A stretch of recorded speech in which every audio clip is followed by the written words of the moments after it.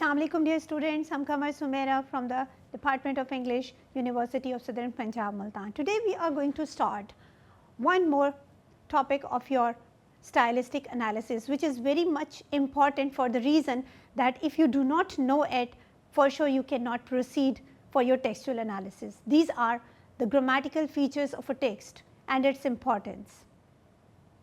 Well, what is grammar? Grammar is a set of rules of any language, we all know. So, what are grammatical devices? These are the devices for the stylisticians to explore the implicit meanings through the use of language, where the writers or the authors use it as a stylistic feature of their text. It means they intendedly or they consciously make the use of the grammatical choices for their distinctive writing style. The author uses his own way of expressing ideas grammatically in a way that he creates his own words for bringing its own grammar like a child. So, the sentence structure of English language, as we all know, is SVOA, but to create some special effect he might change it according to his or her own choice. So, the text is meant to perform some special function which becomes stylistically important. So, it means the use of the grammatical devices is one of the individual factor of the author or the speaker to bring his own grammar into the real world. What are the basic concepts of grammar in stylistic analysis? We will explore it through our syntactic level. We have sentence level. When we break the sentence, we have clauses. When we break the clauses, we have phrases, and when we have to break the phrases, we will having individual words in a language. But how to do it? You know, we have two approaches for doing it. We all know from our previous lectures, it can be your bottom up or top down approach. If it is bottom up and top down, how to use these two words or two levels? The stylistician can adopt only one approach at one time. We have discussed bottom up from the word level to the discourse level, and top down from discourse to the word level. So, it means from discourse we break the whole discourse, the whole paragraph into sentences, sentences into clauses, clauses to phrases, and phrases to lexical or word category. So, if it is so that we are going to analyze the levels at each discourse, sentence, clauses, phrases and word level, we are actually moving towards the word level to be discussed. So, moving on from complex to simple one or from simple to complex one, we know simple one is what? From 1 to the highest level, that is your discourse level, from lexis to the sentence level, and the complex one is from moving complex sentences to the word level. So, description of grammatical units is necessary in both forms. You know, you must know the word or the lexical category of the word, otherwise you won't be able to describe it, you won't be able to find it out from the given text.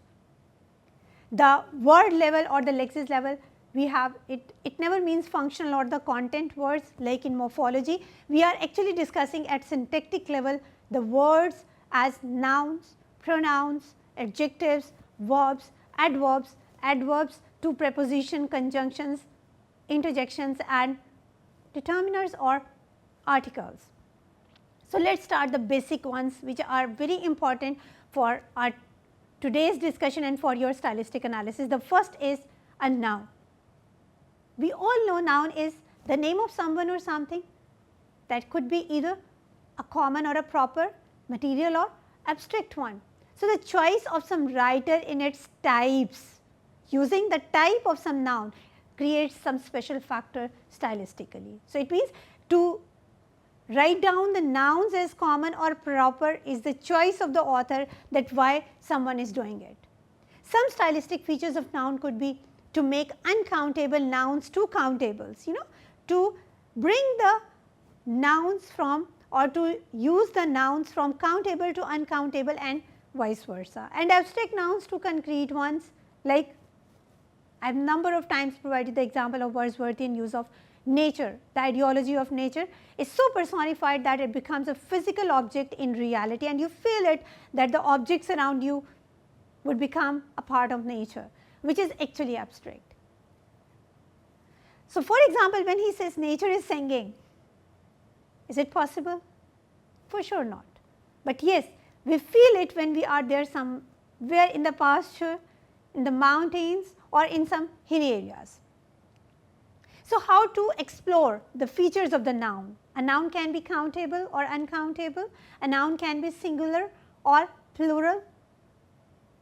A noun can either be, yes, from masculine to feminine as well, if it is gendered.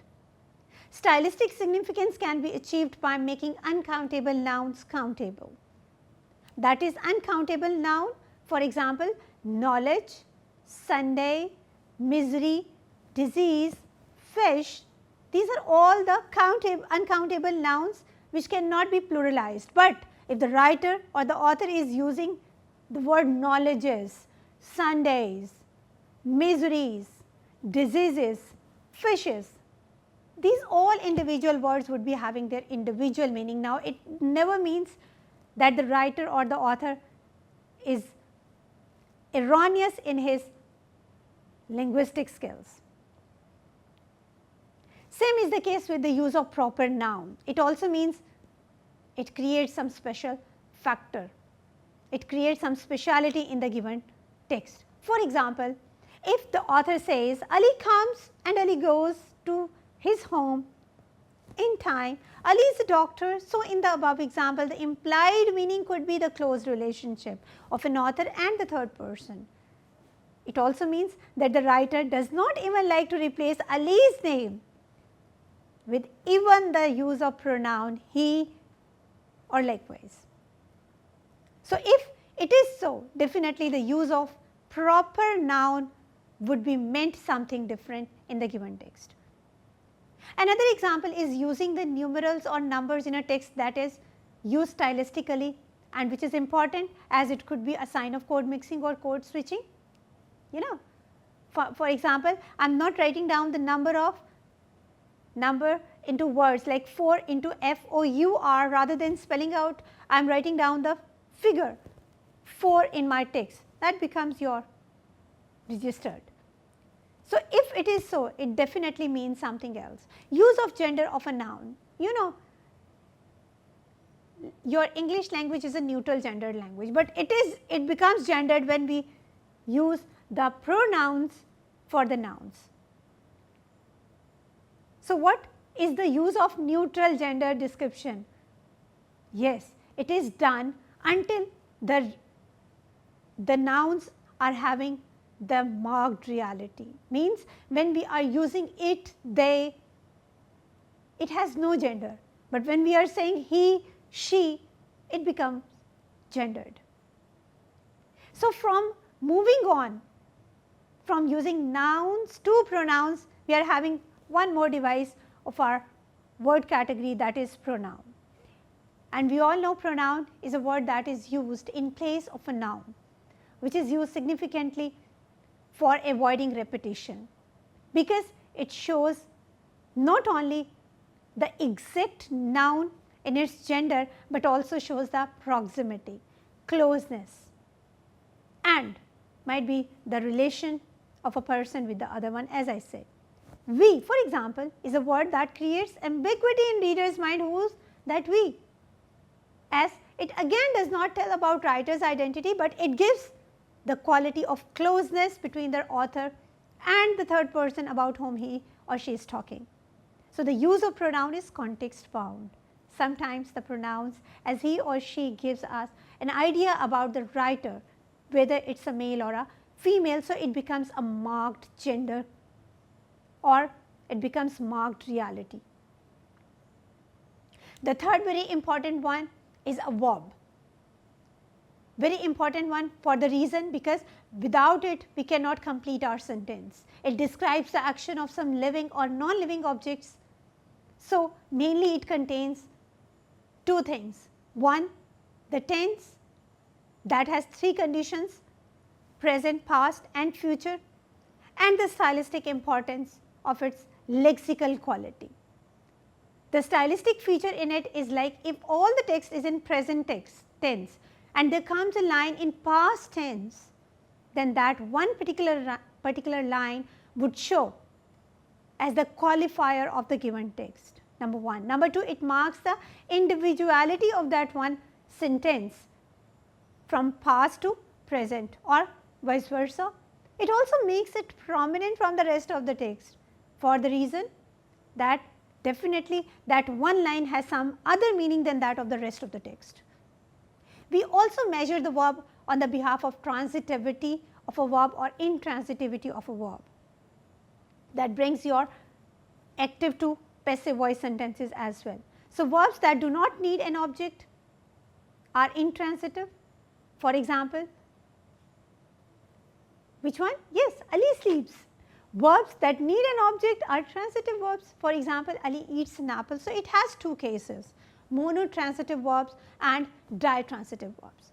For example, when we say Ali eats an apple, there is only one object after eats. So, it is a direct object and monotransitive. One verb is used that needs some object after it.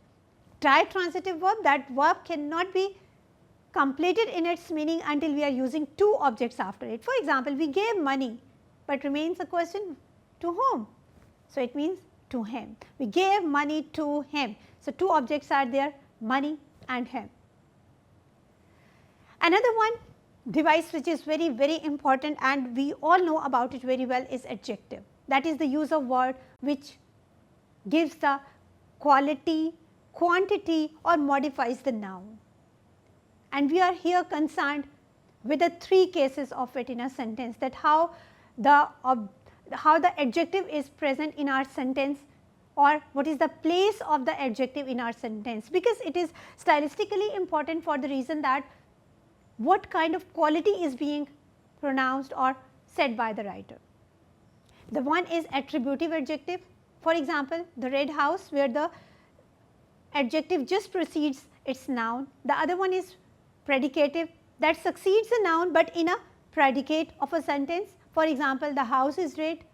Here the red is coming after the verb, so it is predicative adjective.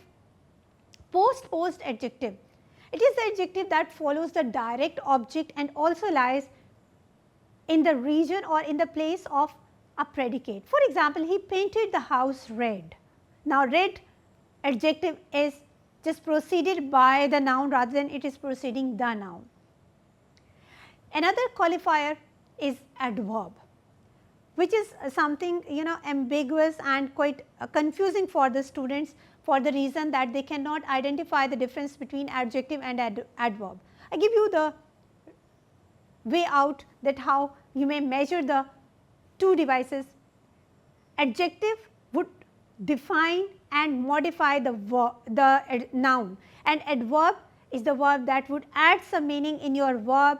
Adjective, already present adjective in the verb or in the sentence, and could be another adverb in your sentence. So, if it is so, it provides the answer of 3 WH questions we all know: when, where and how. These might occur as an additional or extra part of a sentence and usually occur at the end of a sentence. So, it provides the answers of all the 3 WH questions, not 5, I am saying only 3: when, where and how. For example, Ali eats an apple daily. Here the adverb is daily. This is a very sweet mango. Very is qualifying the adjective sweet. She speaks quite clearly, for sure. Quite is modifying the next upcoming adverb, that is clearly. So, stylistic feature is created when the author changes the place of adverb in a sentence to create some special factor. When you alter the space of an adverb in your sentence. For example, rather than saying Ali eats an apple, I am saying daily Ali eats an apple. Can you identify my stress? Not only I have changed the place of the adverb, but also I have added some stress on the word as well. The focus on the habit of a person now rather than the person itself. Well, these were the few of the categories. There is a preposition, conjunction, interjection as well, which you have to identify by yourself. Very simple and the familiar one to all of you. If you will feel difficulty, definitely you can ask me during your discussion of your lecture at the lecture timing as well. We will discuss that how these all devices may bring out into a question in your paper, with what are different grammatical features used by the authors to create stylistic effects in their literary art. This could be one of the questions that may appear in your exam. Define and explain all and analyze the grammatical features of the given text could also be there. Like I will provide you some text and you may need to identify some grammatical categories of the underlying words. This is just the theoretical portion. We will do it for sure in our next lecture. Till that time, stay blessed. Have a nice day.